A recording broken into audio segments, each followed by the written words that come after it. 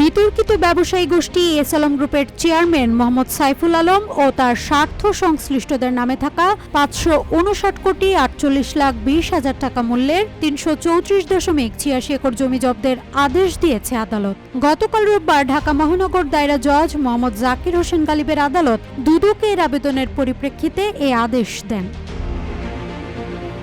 এর আগে দুদকের উপপরিচালক তাহসিন মোনাবিল হক এই সম্পদ জব্দের আবেদন করেন। দুদকের পক্ষে পাবলিক প্রসিকিউটর মীর আহমেদ আলী সালাম শুনানি করেন। পরে আদালত সেটি মঞ্জুর করেন। দুদকের জনসংযোগ কর্মকর্তা আক্তারুল ইসলাম এ তথ্য জানিয়েছেন।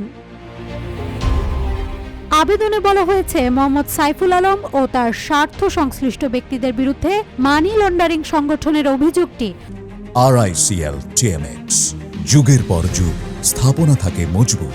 অনুসন্ধানপূর্বক প্রতিবেদন দাখিলের জন্য টিম গঠন করা হয়েছে। সাইফুল আলম ও তার স্বার্থ সংশ্লিষ্টরা বিভিন্ন ব্যাংক থেকে নামে বেনামে বিধি বহির্ভূতভাবে ঋণ নিয়ে তা আত্মসাৎপূর্বক নিজ ও পরিবারের সদস্যদের নামে দেশে বিদেশে বিপুল পরিমাণ সম্পদ অর্জন করেছেন। তিনি ও তার স্বার্থ সংশ্লিষ্টদের স্থাবর সম্পদগুলো অন্যত্র হস্তান্তর, স্থানান্তর বা বেহাত করার চেষ্টা করেছেন।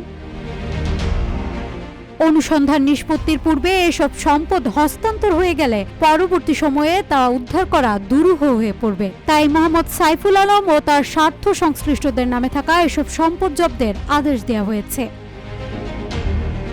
এর আগে 23 এপ্রিল তার 460 কোটি টাকা মূল্যের 159 একর জমি জব্দের আদেশ দেন আদালত। গত 17 এপ্রিল এস আলমের 1360টি ব্যাংক হিসাব অবরোধের আদেশ দেন আদালত। এসব হিসাবে 2,619 কোটি 7,16,000 টাকা রয়েছে।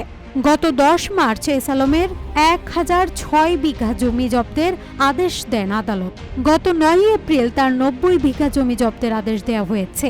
একই দিন আদালত তার ঘনিষ্ঠজনদের নামে থাকা 334টি ব্যাংক হিসাব অবরুদ্ধ করেছেন। গত 23 ফেব্রুয়ারি 368 কোটি 25,63,500 টাকা মূল্যের 175 বিঘা সম্পদ জব্দের আদেশ দেন আদালত। গত 12 ফেব্রুয়ারি 337 কোটি 85,02,274টি শেয়ার অবরোধের আদেশ দিয়েছে আদালত। এইসব শেয়ারের মূল্য 5,109 টাকা।